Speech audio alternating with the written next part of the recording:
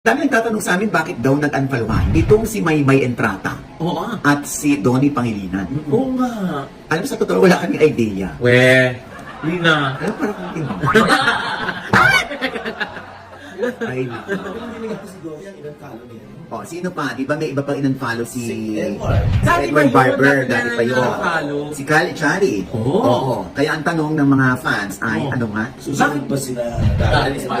Kasi after nga daw ni Donnie, kasi nga di ba kakasama lang nila sa Roha, Oo. tapos biglang nagkantaluhan na. Kaya ngayon nga, yun yung sinasabi, baka naman next na si Robbie tsaka si Darren. Oo. Kasi yun yung mga close friends niya. Alam mo kuya, napanood ko yung Roha. Oh. Yung acting ni Maymay. Oh. Hindi bagay sa kanya. Yung role niya na sidekick ni Donnie. Wow. Mali. Parang veterana magsalita. Veterana ka ba sa acting? Parang nag-acting workshop coach ka. Nakakaloka ka. Hindi kuya, parang nakukulangan lang ako. Ay, May kulang pa. Acting. Ay, ang chika kasi, bumisita yung boyfriend. Oh.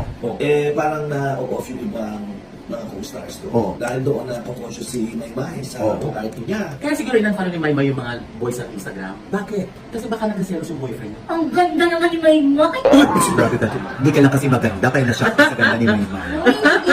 Dahil mga salita, Kami na hindi nagtataka na nagsiselo si Janelle sa'yo eh. Oo, disco.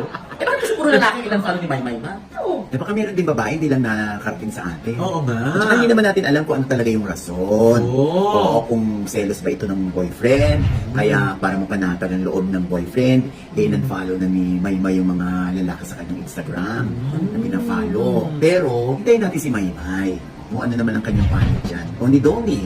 Kasi nag-unfollow din si Donnie eh. Oo nga. Pero wala ka ba talaga alam? Kasi usunod na siya. Ay, hintayin natin si Mike.